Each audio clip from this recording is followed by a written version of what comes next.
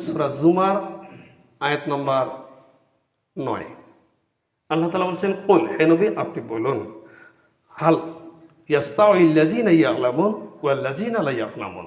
হে নবী আপনি আপনার সাহাবীদেরকে বলে দিন, মানুষদেরকে বলে দিন যে শিক্ষিত মানুষ আর অশিক্ষিত মানুষ কখনো সমান হতে পারে না। এরপরের যে কথাটা আল্লাহ তাআলা বলছেন এটা সবচেয়ে দামি। এরপরের যে কথাটা সেটা হচ্ছে দামি।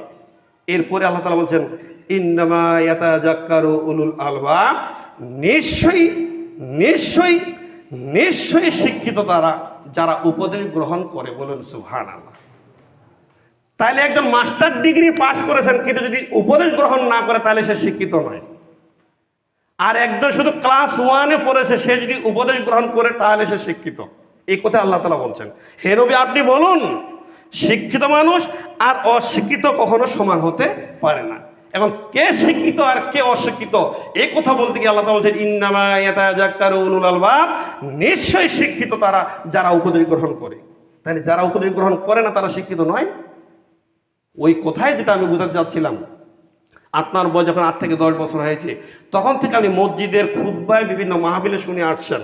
হানাফি বলুন, হাম্বলি বলুন, মালিকি বলুন, শাফি বলুন, আহলুল হাদিস বলুন, সমস্ত আলেম একমত পোষণ করেছেন কি সুদ খাওয়া হারাম, সুদ দেওয়া হারাম।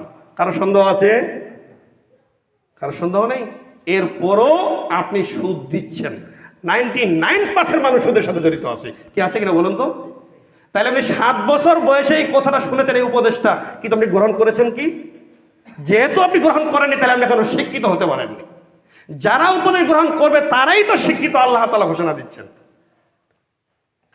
সুদ দেওয়া যে খাওয়া যে কত বড় অপরাধ, রাসূল সাল্লাল্লাহু আলাইহি সাল্লাম বলেছেন, যারা 1 টাকা সুদ খাবে তাদের 70টি পাপের স্তর রয়েছে।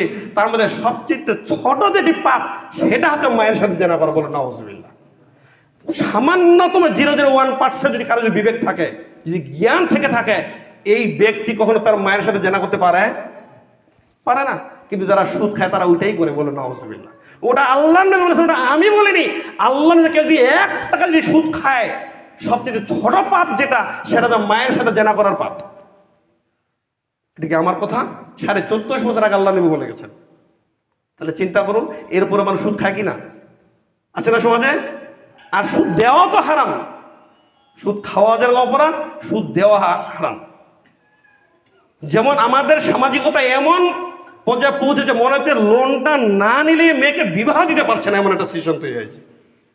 লোন নিয়েই তাকে বিবাহ দিতে হবে, লোন নিয়েই তাকে জমি বন্ধক নিতে হবে, লোন দিয়েই তাকে ঘর দিতে হবে। আপনি বড় হতে চাচ্ছেন কেন? অত দরকারটা কি? ছোট অবস্থানে থাকেন না।